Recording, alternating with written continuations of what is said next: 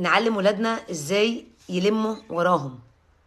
ولو احنا كاهالي واولياء امور ما تعلمناش ده واحنا صغيرين، فيا ريت نتك على نفسنا شويه ونعلم الولاد ان هم لما ياكلوا حاجه في حته يلموا وراهم، ما يسيبوش العلب والازايز والكوبايات على ترابيزات في النادي، في الشارع، في حته بره. يا ريت مش في بيتهم برضو يلموا الحاجه يحطوه في المطبخ، يلموا وراهم، ما يستنوش حد يلم وراهم.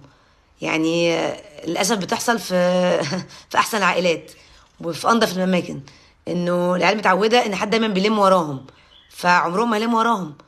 وعيب جدا ان احنا نبقى قاعدين على ترابيزه، ولسه حاصله قريب في نادي يعني مفروض قوي كده، انه العيال بعد الماتش واهاليهم سابوا الدنيا مزروطه بعلب واكياس وكوبايات وحاجات واكل على الارض ومشوا. ما هو يا جماعه، ما في حد ماشي، في حد بينظف هيلم، بس حضرتك يعني ليه تسيبي الدنيا عامله كده؟ وليه تخلي ولادك يتعودوا انه عادي انه ياكلوا ويمسحوا بقهم ويرموا في اي حته؟ ده يعني منظر غير حضاري و...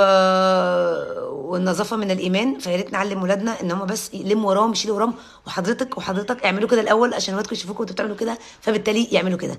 شكرا.